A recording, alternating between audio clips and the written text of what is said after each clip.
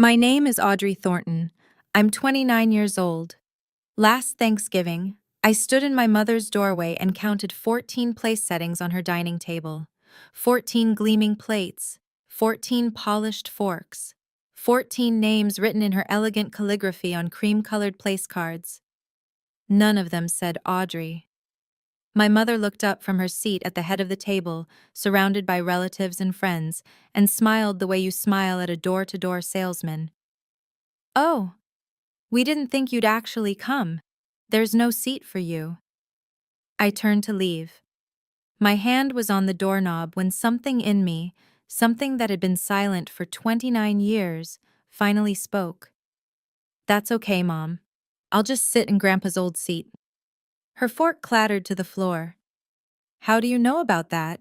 But that wasn't the beginning. Let me start from where it really began. I should tell you who I am. Not who my family says I am. Who I actually am. I'm a nonprofit finance coordinator at Millbrook Community Services. I audit grant expenditures, reconcile donor accounts, and make sure every dollar goes where it's supposed to go. It's not glamorous. It's not the kind of job that makes my mother's eyes light up at dinner parties. But it's mine, and I'm good at it. The Thornton family, though, we're supposed to be impressive. My mother, Diana Thornton, runs the Thornton Family Foundation. She's the queen of Connecticut philanthropy circles, charity galas, donor luncheons, magazine features about women who give back. My Uncle Marcus is a lawyer, corporate, sharp suits and sharper words. He handles the foundation's legal matters and reminds everyone, constantly, that he went to Yale. And then there's Heather, my little sister, 26, blonde, and perfect. She's the foundation's marketing manager, a position my mother created for her the week after graduation. Heather posts Instagram stories about impact and community building. She's never balanced a ledger in her life. Me? I'm the one they forget to mention. Audrey works in, what is it again? Accounting? That's how my mother introduces me. If she introduces me at all. But there was one person who never forgot me, Grandpa Oliver. He founded the Thornton Family Foundation 25 years ago, built it from nothing, and every Thanksgiving, every Christmas, every family gathering, he saved the seat beside him for me. "You're the only one who understands the real purpose of this foundation, Audrey," he used to say. "Don't let them make you forget that." He died 4 years ago. While I was studying abroad on a scholarship he helped me get. I didn't make it home in time, and my mother has never let me forget it. "You weren't there when he needed you." That's what my mother said at his funeral. Not to my face, never to my face. She said it to Aunt Ruth, loud enough for me to hear from across the room. I had flown 17 hours to get there. My eyes were swollen shut from crying, and that was her greeting. The foundation became her domain after Grandpa died. She restructured the board, hired Heather, gave Marcus a consulting role that paid more than my annual salary. I wasn't invited to a single meeting. "Foundation business is complicated, Audrey. You'd be bored," my mother said once, waving her hand like she was shooing a fly. What I didn't know until 2 weeks before that Thanksgiving, was that I'd been part of that foundation all along, just not in the way she wanted me to find out. The Thornton Family Foundation receives grants from several organizations. The biggest one, $180,000 annually, comes from the Weston Community Foundation. It's a substantial grant, competitive, requires extensive documentation. And every year, part of that documentation includes a photograph of the board of directors taken at an annual meeting. That annual meeting? It's Thanksgiving dinner. I remember now how Grandpa insisted on a photo every year. Everyone seated around the table, him at the head, me beside him. "This is our legacy photo," he'd say. "Everyone who matters is in this picture." After he died, the photos continued, the dinners continued, the grants continued. I just assumed I wasn't part of it anymore. But I was. I was in every single photograph for the past 3 years, even the ones I never attended. 2 weeks before Thanksgiving, I received an email from a woman named Patricia Huang. The subject line read, Verification Request, Thornton Family Foundation Board Member. I almost deleted it, thought it was spam. Then I saw the signature. Patricia Huang, Program Director, Weston Community Foundation, the Weston Foundation, the $180,000 grant. I read the email 3 times. Dear Ms. Thornton, as part of our ongoing compliance review, I am reaching out to verify your participation as a board member of the Thornton Family Foundation. Our records indicate you have served on the board since 2021. We have noticed some inconsistencies in the submitted documentation and would appreciate your confirmation of the following: your attendance at annual board meetings, your signature on consent forms, and your continued involvement in foundation governance. Please respond at your earliest convenience. My hands were shaking when I finished reading. Board member since 2021? I had never been asked to join the board. I had never attended a single meeting. I had never signed anything. I called Patricia Huang that afternoon. Ms. Thornton, thank you for reaching out so quickly, she said. Her voice was warm but careful. I have to ask, are you aware that you're listed as a board member? No, I said. I had no idea. A pause. Then, I see. Would you like me to send you the documentation we have on file? Since you're listed as a party of interest, you're entitled to review it. Yes, please. The email arrived 20 minutes later. Attached was a scanned copy of a grant application, a board consent form with my signature at the bottom, and a photograph. Thanksgiving dinner, 2022. Everyone seated around the table. Me smiling next to my mother. I wasn't there that year. I had the flu. I didn't leave my apartment for a week. But there I was, in the photo, clear as day. I spent the next 3 days digging. Patricia Huang sent me everything, legally, because my name was on every document. 3 years of grant applications, 3 years of board consent forms, 3 years of photographs. In each one, I was present at the annual board meeting. My signature authorized foundation decisions. My face smiled from the Thanksgiving table. 2 of those 3 years, I hadn't been home at all. The pattern was clear once I looked for it. The Weston Foundation requires what they call diverse board composition.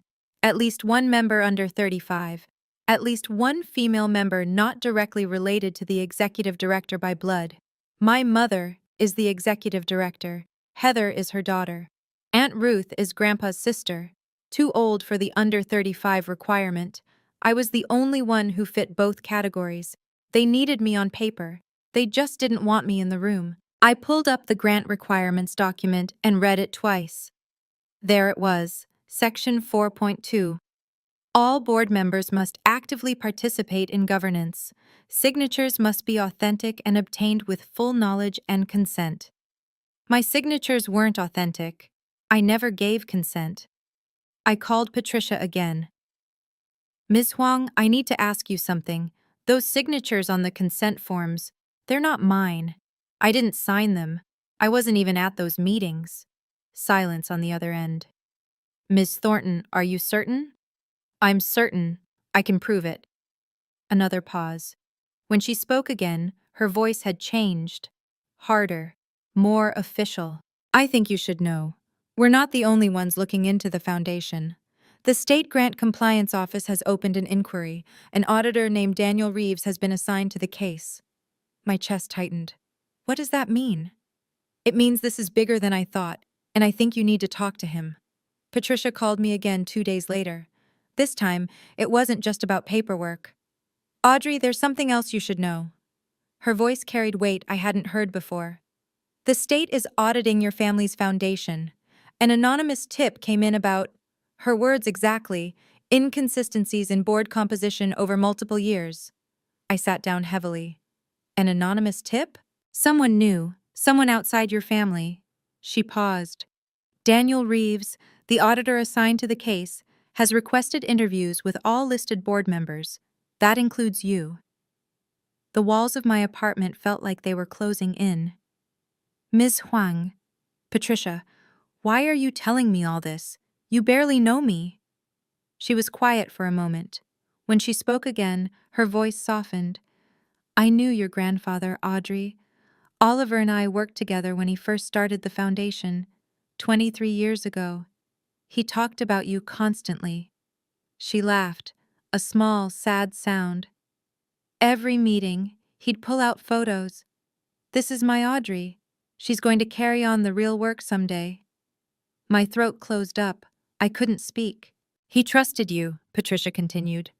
He told me once, toward the end, that you were the only one who understood what the foundation was supposed to be, not a family showcase, not a tax shelter, something that actually helped people.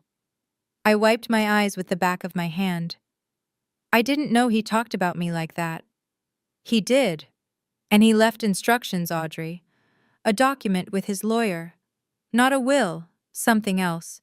He called it his final wishes for the foundation. My heart stopped. What kind of instructions? I don't know the details, but I know it exists, and I know it mentions you specifically. Her voice dropped. I don't think your mother ever told you about it, did she? No, she never did. 3 days later, my mother called. I almost didn't answer. We hadn't spoken in months, not since she forgot to invite me to Heather's birthday dinner. But something made me pick up. Audrey, sweetheart. Her voice was honey sweet, the voice she used for donors. How are you? I stared at my phone like it had grown teeth. I'm fine. How are you, Mom? Wonderful, wonderful. Listen, I'm calling because Thanksgiving is coming up. I know we've been distant lately, but I want you there this year, the whole family, together, like old times. The whole family, together, like old times. She hadn't said those words to me in 4 years.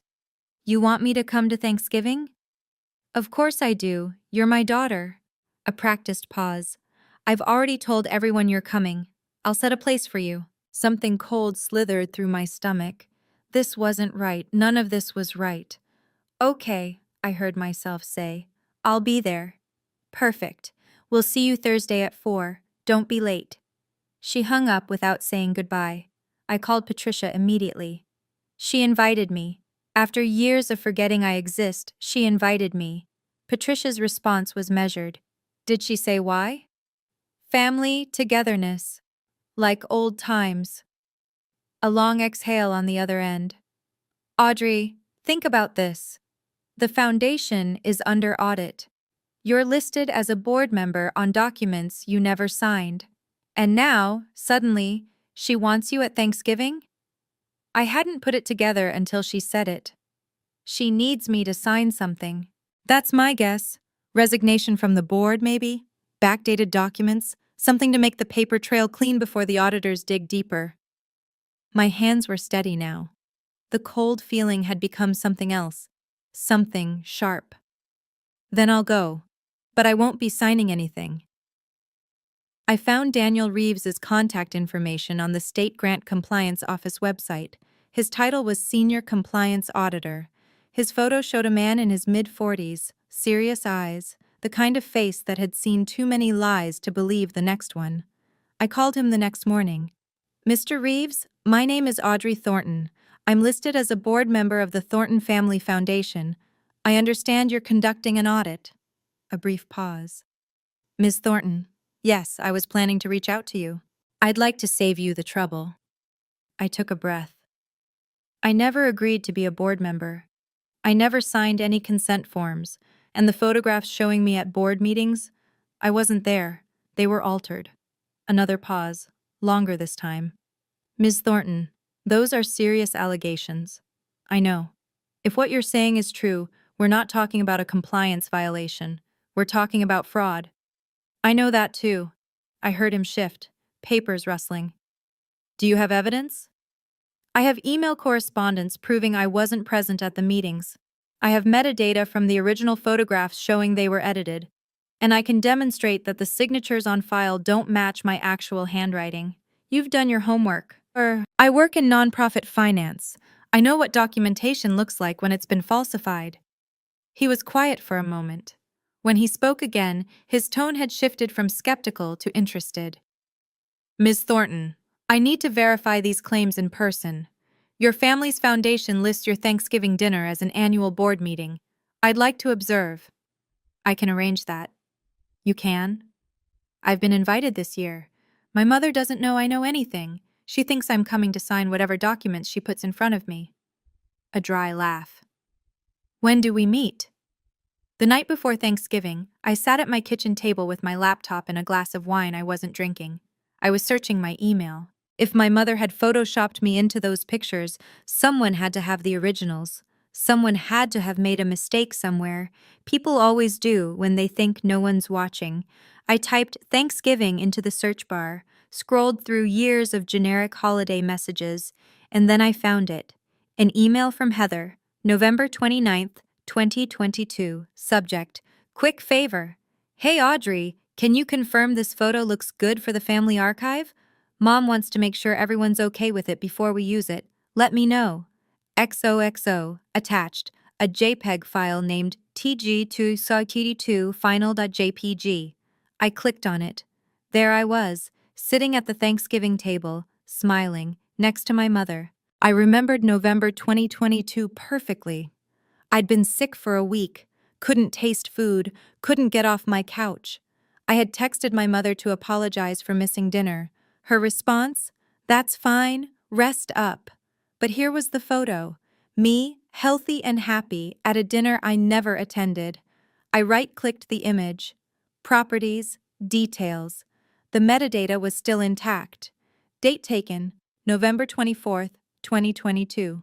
Date modified, November 27th, 2022. Software, Adobe Photoshop. 3 days after Thanksgiving. Someone had opened this photo in Photoshop and made changes. I scrolled through my own photos from that week, found a selfie I'd taken from my couch, tissues scattered around me, dark circles under my eyes. Timestamp, November 24th, 2022, 6:47 p.m. The same time the board meeting photo was supposedly taken. Heather, my perfect little sister. She was the one who edited the photos. She was in on it. All of it. I saved everything. Screenshots, metadata, original emails. Patricia's call came at 9 p.m. the night before Thanksgiving. Audrey, I have something. My contact at your grandfather's law firm, not Marcus, the independent attorney Oliver used for personal matters. She found the document I mentioned. I sat up straight. The final wishes? It's called a letter of intent. Not legally binding like a will, but it carries weight, especially with grant organizations that care about founder intent. And Weston does. What does it say? I heard papers shuffling. I'm going to read you the relevant section. It is my express wish that my granddaughter, Audrey Thornton, maintain an active role in the Thornton Family Foundation in perpetuity. She shall be included in all official foundation proceedings and photographs. The seat beside mine at the annual meeting, or in my absence, my seat itself, shall be reserved for her as a symbol of my trust in her judgment and character. The room blurred. I pressed my palm against my eyes. Audrey, are you there? I'm here. My voice cracked. He wrote that? He wrote it 3 months before he died, filed it with his personal attorney. Diana was notified of its existence, but she never requested a copy. Patricia's voice hardened. She knew, Audrey. She knew what your grandfather wanted. She buried it. The seat beside mine. Or in my absence, my seat itself. Grandpa's old seat. That's what it meant. Not just a chair at a table. A position of trust. A role he wanted me to have. And when I said those words to my mother, I'll just sit in Grandpa's old seat, she heard exactly what I meant. She knew I knew. Patricia, I need a copy of that document. I'll email it within the hour. Audrey, she paused. Your grandfather loved you very much. I know, I whispered. I'm starting to understand how much. Thanksgiving morning. Gray sky, cold wind, the smell of dead leaves and coming snow. I stood in front of my bathroom mirror for a long time. The woman looking back at me wasn't the same person who'd answered Patricia Huang's email 2 weeks ago. That woman had been confused, hurt, still hoping, somewhere deep down, that there was a reasonable explanation. This woman knew better. I chose my clothes carefully. A simple burgundy dress, professional but not aggressive. Pearl earrings Grandpa had given me for my 21st birthday. Flats I could walk quickly in if I needed to leave. In my bag, the printed emails from Patricia, the metadata analysis from the 2022 photo, a copy of Grandpa's letter of intent, and Daniel Reeves's business card. He would arrive 30 minutes after me. We'd agreed on the story. He was a consultant friend from work, someone I'd invited to dinner because he didn't have family in the area. My mother would never turn away a guest in front of company. Image was everything. I called Patricia one last time. "I'm leaving in an hour. Are you ready?" "I think so." I looked at my reflection again, steadier than I felt. "Patricia, thank you. For everything. For telling me what Grandpa said about me." Her voice was warm. "Oliver would be proud of you, Audrey. You know that, don't you?" "I'm starting to. Whatever happens today, you're doing the right thing. Not for revenge, for the truth." I nodded, even though she couldn't see me. "I'm not going there to destroy them," I said. "I'm going there to stop being used." The drive to my mother's house took 45 minutes. I spent it in silence, hands steady on the wheel. 29 years of trying to earn my family's love. Today, I was going to stop trying. My mother's house looked like a magazine cover. Wreaths on the door, candles in every window, 2 luxury sedans, and Marcus's black Mercedes in the circular driveway. The picture of wealthy New England perfection. I parked on the street, took one breath, then another, then I walked inside. The dining room hit me first, the long mahogany table, the gleaming china, the cream-colored place cards in my mother's perfect calligraphy. I counted them, 14 settings. I found Marcus's name, Heather's, Kevin's, Aunt Ruth's, cousins I barely knew, friends of my mother's from her charity boards. No Audrey. My mother emerged from the kitchen, laughing at something someone said. She wore cream cashmere and pearls. Her smile was camera-ready. Then she saw me. The smile flickered. Just for a second. Then it reset, colder this time. "Oh." She said it like she'd found a stain on her tablecloth. "We didn't think you'd actually come. There's no seat for you." The room went quiet. 14 faces turned toward me. Heather appeared at my mother's elbow. "Audrey, you always do this. Mom said it was optional. You should have confirmed." "I did confirm. You called me, Mom. You said you'd set a place." My mother's laugh was light and dismissive. "Did I? I must have forgotten. You know how busy I've been with the foundation." Marcus stood by the fireplace, swirling scotch. "Audrey, don't make this awkward. Just go home. We'll do lunch sometime." I looked at the table, at the empty space where my place should have been, at 14 people who had watched my mother humiliate me and hadn't said a word. I turned toward the door. My hand was on the knob when I stopped. Something in me, something that had been silent for 29 years, finally spoke. I turned back around. My mother had already looked away. She was adjusting a napkin, smoothing an invisible wrinkle, performing for her guests. The crisis was over. Audrey was leaving. Everything could proceed as planned. "That's okay, Mom." She glanced up, annoyed now. Why was I still here? "I'll just sit in Grandpa's old seat." The words landed like stones in still water. My mother's hand froze over the napkin. Her fork, the one she'd picked up to demonstrate some point about table settings, slipped from her fingers. It hit the floor with a sound like a bell. Nobody moved. "What did you say?" Her voice had changed. The honey was gone. What remained was something raw, something afraid. "Grandpa's old seat." I kept my voice level, calm. "You know, The one at the head of the table. The one he saved for me when he wasn't there. Marcus set down his scotch. His face had gone pale. Heather looked between us, confused. What's she talking about? What seat? My mother didn't answer. She was staring at me like she'd never seen me before. How do you know about that? There it was, the admission.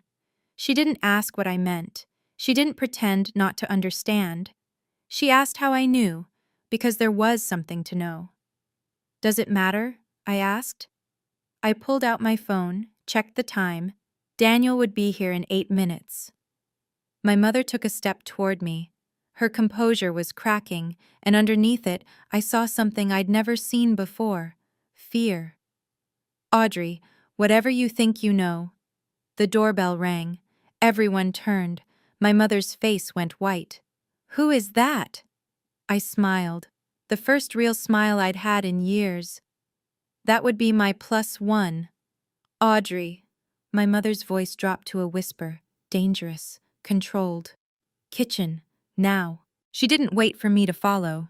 She walked past me, heels clicking against hardwood, and Marcus fell in step behind her.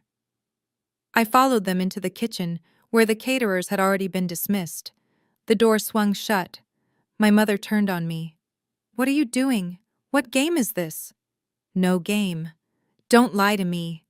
Her eyes were wild. You mentioned your grandfather's seat. You know something. What do you know? I didn't flinch. I know enough. Marcus stepped forward. He was taller than me, and he used every inch of it. Audrey, listen carefully. I'm a lawyer.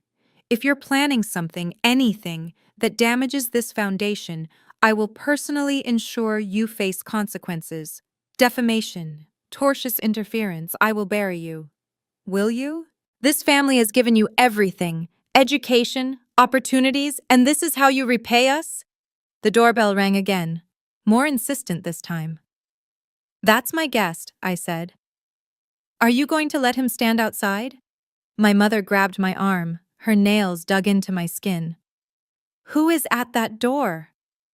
A friend from work, a consultant. He didn't have family to spend Thanksgiving with. I met her eyes. I thought you'd appreciate another witness to your hospitality. For a moment I thought she might actually strike me. Then she let go, straightened her cashmere, smoothed her hair. Fine, your friend can stay. Her voice was ice. But this conversation isn't over. No, I agreed. It's not. We walked back to the dining room together. My mother's smile was back in place, perfect and false. But her hands were shaking. And when she opened the front door, I watched her face carefully. She had no idea what was about to walk in. Before I continue, I want to ask you something. Have you ever been excluded from your own family's table?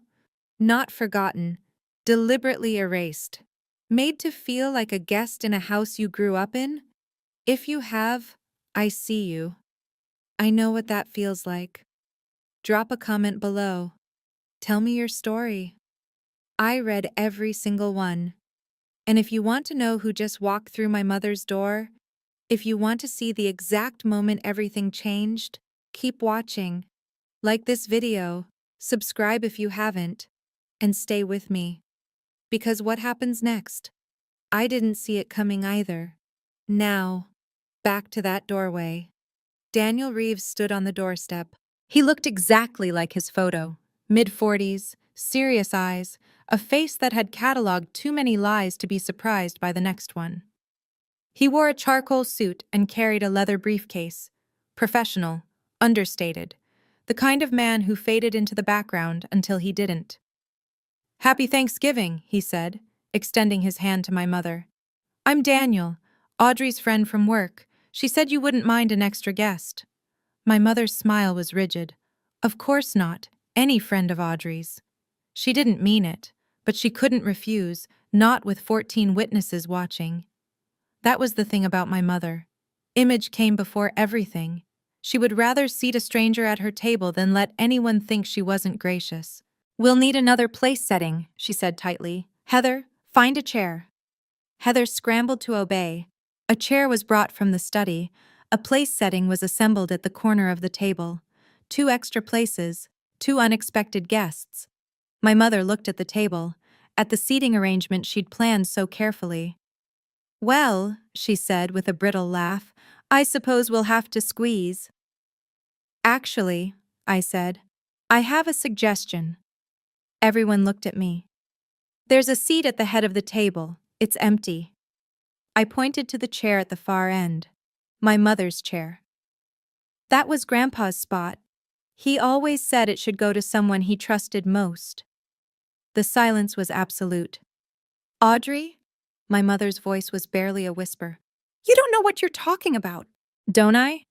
I looked at Daniel, then back at my mother. "Why don't you tell everyone, Mom? What's so special about Grandpa's old seat?"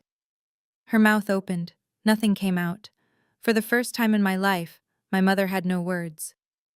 "That's my seat." My mother's voice had recovered some of its steel. She stood straighter, chin lifted, the way she did when she was about to deliver a lecture. "I'm the executive director of this foundation. The head of the table is mine." "But it wasn't always yours, was it?" I asked. "It was Grandpa's. And he had specific wishes about who should sit there." "Your grandfather is gone, Audrey." Marcus moved to stand beside my mother, a united front. "Diana runs the foundation now. She sits where she chooses." Daniel observed quietly, his expression neutral. I could feel him cataloging every word. "But Grandpa left instructions," I said. "About that seat, about me." From the other end of the table, Aunt Ruth spoke up. Her voice was softer than I remembered, more fragile. "She's right, Diana." Everyone turned. "Oliver always said Audrey should sit beside him, at every meeting, in every photograph." Ruth's eyes were distant, remembering. "He told me it was important, something about preserving the right spirit of the foundation." My mother's face went tight. "Ruth, this isn't the time." "He loved that girl." Ruth wasn't looking at Diana anymore. She was looking at me. "He said she was the only one who understood what he was trying to build." "Enough!" My mother's voice cracked like a whip. "This is Thanksgiving dinner, not a board meeting." "Actually," I said, keeping my voice steady, "according to the grant applications you've submitted, this dinner is the board meeting." I paused. "The annual meeting of the Thornton Family Foundation Board of Directors, complete with photograph." Now Daniel's pen was out. He was writing in a small notebook. My mother stared at me with something I'd never seen in her eyes before. She was terrified. "How do you know about the grant applications?" "I know because I'm listed on them." I kept my voice calm, factual, the way I spoke to auditors at work. "For the past 3 years, every grant application submitted by the Thornton Family Foundation has included my name as a board member, my signature on consent forms, and photographs showing me at this table." I let that settle. "The problem is, I wasn't here for 2 of those 3 years, and I never signed anything." Heather made a small sound. Her face had gone pale. "That's ridiculous," my mother said. "Of course you were here. You're confused." "Am I?" I pulled out my phone, opened the photo gallery. This is a selfie I took on Thanksgiving 2022. Notice the tissues, the dark circles. I had the flu. I didn't leave my apartment for a week. I showed the timestamp. November 24th, 2022, 6:47 p.m. Then I opened the grant application photo. Same date, same time, me, smiling and healthy, at this very table. "Explain that." My mother's mouth opened and closed. "The metadata doesn't lie, Mom. The photo was edited in Photoshop 3 days after Thanksgiving." I looked at Heather. "You sent it to me, actually. Asked me to confirm it for the archive." Heather's hand flew to her mouth. Marcus stepped forward. "This is a family dinner. Whatever grievances you have." "Actually," Daniel's voice cut through the tension, quiet but unmistakable, "I'd like to understand this better." Everyone turned to look at him. "I should introduce myself properly." He pulled out a business card. "Daniel Reeves, State Grant Compliance Office. I'm the senior auditor assigned to review the Thornton Family Foundation. My mother's fork, the one she'd picked up from the floor, dropped again. This time, nobody moved to pick it up. For a moment, nobody spoke. Then my mother laughed. It was brittle and bright, the laugh she used at fundraisers when someone said something scandalous. An auditor? At Thanksgiving dinner? She placed a hand on her chest. Audrey, is this some kind of joke? No joke, Mrs. Thornton. Daniel's voice was level. I'm conducting a routine compliance review. Your daughter is listed as a board member, so I asked if I could observe an official meeting. She invited me. This isn't... My mother caught herself, smoothed her face, started over. Mr. Reeves, I apologize for the confusion. My daughter is... troubled. She has a history of emotional problems, difficulty separating reality from Mom. What she imagines. She's never gotten over her grandfather's death, you see. She wasn't there when he passed, and the guilt... Mrs. Thornton. Daniel's voice had hardened. I'm not here to discuss your daughter's mental health. I'm here because the documentation your foundation submitted contains apparent inconsistencies. What inconsistencies? Our records are impeccable. The signatures. I pulled the printed consent form from my bag. Here. This is supposed to be my signature authorizing board decisions in 2023. I took a piece of paper from the table, a blank edge of a place card, and signed my name. Then I held both up. The signatures weren't even close, different slant, different pressure, different letter formation. That's not my handwriting. It's not even a good forgery. Daniel took both papers, examined them, made notes. Handwriting can change, my mother said quickly. Stress affects... It doesn't change that much. Daniel's voice was flat. These signatures appear to have been written by different people. My mother's composure finally cracked, just a fracture, but I saw it. Audrey. She turned to me, and for the first time, there was pleading in her eyes. Why are you doing this to your family? I'm not doing anything to my family. I kept my voice steady, even though my heart was pounding. I'm telling the truth, that's all. I pulled out the printed email from Patricia Huang. This is correspondence from the Weston Community Foundation, your biggest grantor. $180,000 a year. Their program director reached out to verify my board membership because of inconsistencies in your applications. Diana snatched the paper. Read it, her face drained of color. Patricia Huang. Her voice was barely audible. She had no right to contact you. She had every right. My name is on your paperwork. That makes me a party of interest. How dare she? She also told me something else. I let the moment stretch. She knew Grandpa. They worked together when he founded this organization, and she told me about his letter of intent. Marcus moved forward. What letter? The one Grandpa filed with his personal attorney, not you, Marcus, his independent lawyer, the one that spelled out his final wishes for the foundation. I pulled out the copy Patricia had sent me. This is the relevant section. It is my express wish that my granddaughter, Audrey Thornton, maintain an active role in the Thornton Family Foundation in perpetuity. The seat beside mine at the annual meeting, or in my absence, my seat itself, shall be reserved for her.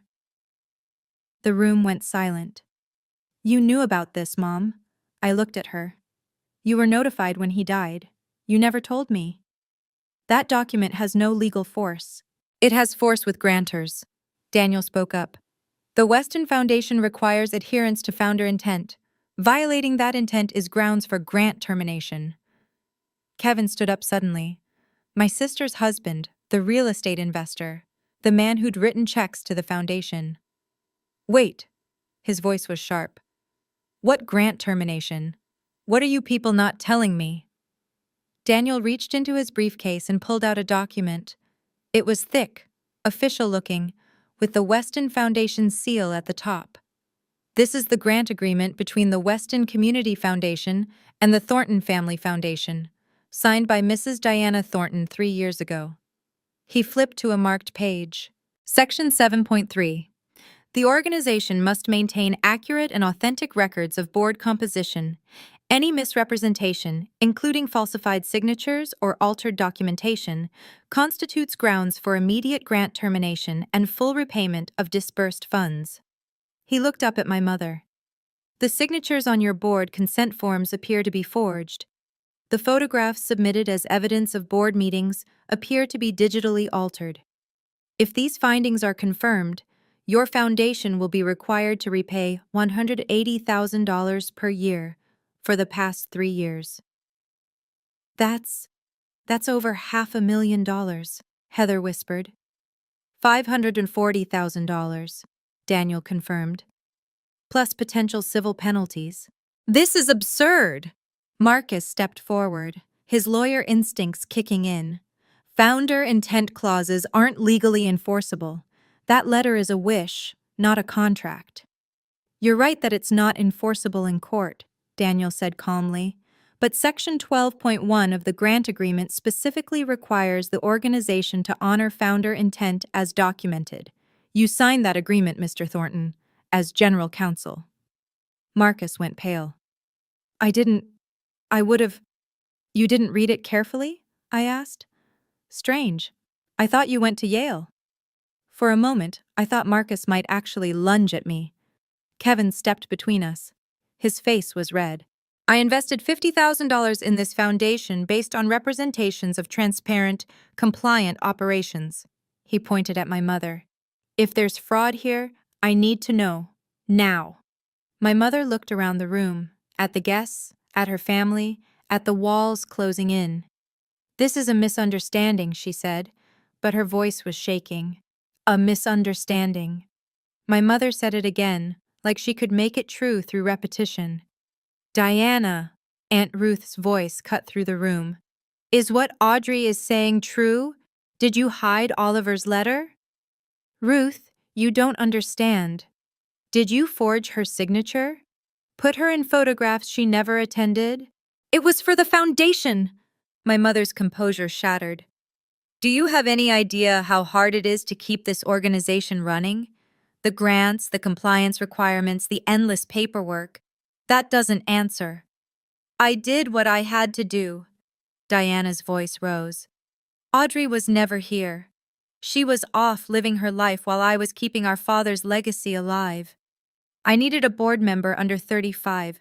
I needed diverse representation. She fit the requirements. So you used me, I said quietly. My name, my face, my signature, without asking. You would have said no. So you didn't give me the choice. My mother's eyes were wild now. You have no idea what I sacrificed. The hours, the stress. Father left everything to me, the responsibility, the expectations, and all he ever talked about was you. Audrey understands. Audrey cares. Audrey will carry on. What about me? What about everything I've done? The room was frozen. Mrs. Thornton, Daniel's voice was quiet. Are you acknowledging that documentation was falsified? I'm acknowledging that I did what was necessary for this foundation to survive. Diana, Marcus's voice was sharp. Stop talking, right now. But it was too late. She'd said it, in front of 14 witnesses, in front of an auditor.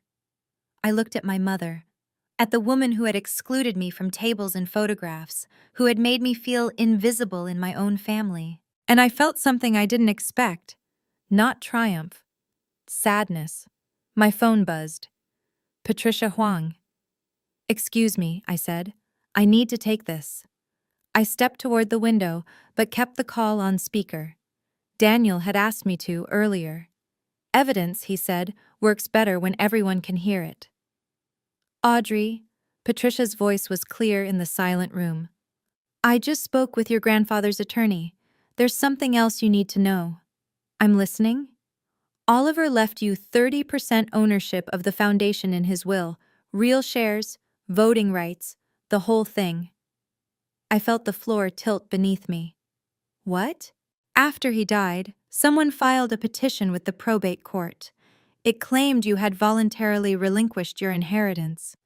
The petition included a signed statement from you, dated 2 weeks after his death, renouncing your shares. I never signed anything like that. I know.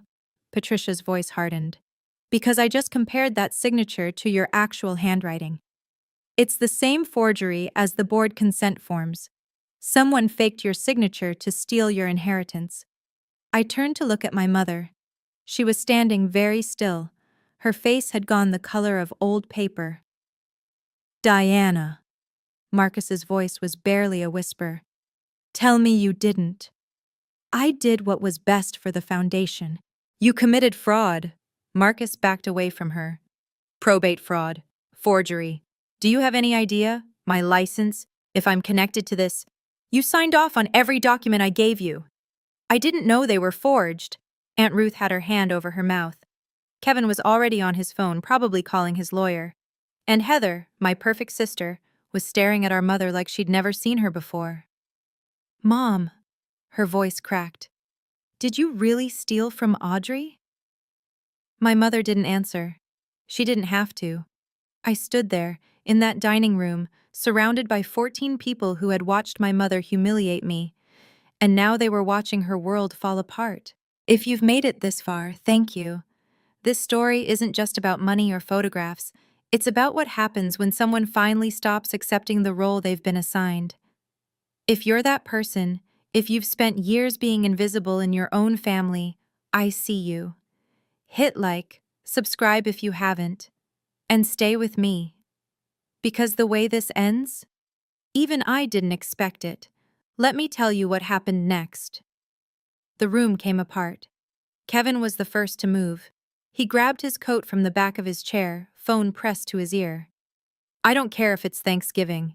I need you at the office in an hour. He looked at Heather. I'm leaving. Kevin, wait. I invested $50,000 in this foundation based on your mother's word. If there's fraud, I need to protect myself.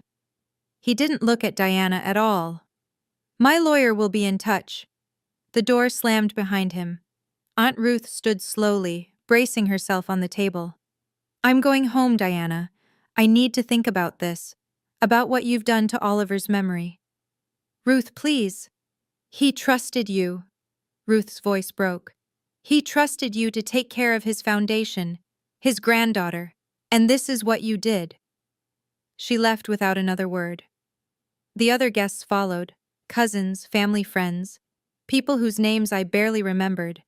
They grabbed coats and bags, murmuring excuses about forgotten obligations. No one met Diana's eyes. Within 10 minutes, the room had emptied. Only family remained. Daniel closed his notebook. I've documented what I need. My report will be submitted to the State Grant Compliance Office within 48 hours. You can expect formal proceedings to begin after the holiday. He looked at me. Ms. Thornton, Audrey, thank you for your cooperation. Then he walked out. I stood in the middle of the dining room. 14 place settings, food getting cold, candles burning down. My mother sat in her chair at the head of the table, Grandpa's chair, and stared at nothing. Marcus was already gathering his things. I need to call the state bar. Get ahead of this. You're leaving? Diana looked up.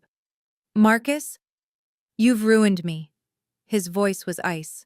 I'm done. I picked up my bag. You're leaving too? My mother's voice was hollow. After everything you've done? I turned to face her. One last time. Everything I've done? I kept my voice level. I told the truth. That's all I did. You destroyed this family. No, Mom. You did that. Years ago. I just stopped helping you hide it. I walked to the center of the room. I wanted her to hear every word. I wanted Heather, still frozen in her chair, to hear it too. Here's what's going to happen. I won't be calling. I won't be texting. I won't be coming to Christmas or birthdays or any other gathering where I'm treated like an afterthought. My mother opened her mouth. I'm not finished. My voice didn't waver. If you want to contact me, you can do it in writing. A letter. Acknowledging what you did, not what you had to do, what you chose to do. Use my name, forge my signature, and lie about it for years. Audrey. I'm also going to hire a lawyer.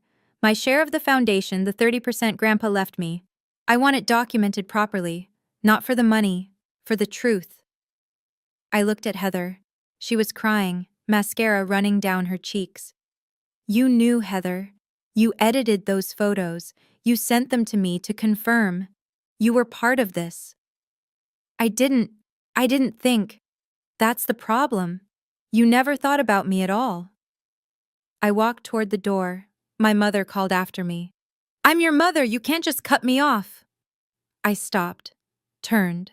You're right, you are my mother. And for 29 years, I let that mean I had to accept whatever you did to me. I opened the door. That ends today. I walked out into the cold. 2 weeks later, the State Grant Compliance Office officially suspended the Thornton Family Foundation pending investigation. The Weston Community Foundation demanded repayment of $540,000 in grants, 3 years of funding obtained through fraudulent documentation. My mother was removed as executive director by an emergency vote of the remaining board members. Aunt Ruth led the motion. It passed unanimously. Marcus received a formal inquiry from the Connecticut State Bar Association regarding his involvement in certifying forged documents. His license wasn't revoked, but the investigation was ongoing. Kevin filed for divorce 3 weeks after Thanksgiving. In his petition, he cited fraudulent misrepresentation of family finances during their marriage. Heather didn't contest it. And me? I had Thanksgiving dinner 2 weeks late, in Patricia Huang's kitchen, with her and a few colleagues from the nonprofit world, and a casserole dish that definitely needed more salt. Your grandfather would be proud of you, Patricia said, raising her glass. You protected what he built. I didn't feel proud. I felt tired and sad. And underneath it all, something like peace. The foundation's future wasn't certain, but I'd made a decision about my 30%. I asked the interim board to establish a scholarship fund in Grandpa's name, the Oliver Thornton Memorial Fund, for kids from difficult family situations who needed help getting an education. Kids like me. I got a letter last month from one of the first recipients, a 17-year-old from Hartford named Maya. She wrote, "Thank you for believing in me when my own family didn't." I cried for an hour after I read it. My mother has tried to contact me 3 times. Phone calls. I didn't answer. Heather sent a text. Can we talk? I haven't responded. Maybe someday, when they're ready to tell the truth. Boundaries aren't about punishment. They're about protection, about saying, this is what I will accept, this is what I won't. I spent 29 years at a table with no seat for me. Now I set my own table. And there's always room for the people who matter. Thank you for staying with me until the end. If this story touched something in you, if you've ever been the one without a seat at the table, know this: you deserve better. And it's okay to walk away from people who can't see that. Hit the like button if this meant something to you. Subscribe and hit the bell so you don't miss the next story. And if you want to hear more about people who stopped accepting less than they deserved, check the description. There's another video waiting for you. Take care of yourselves. And set your own table.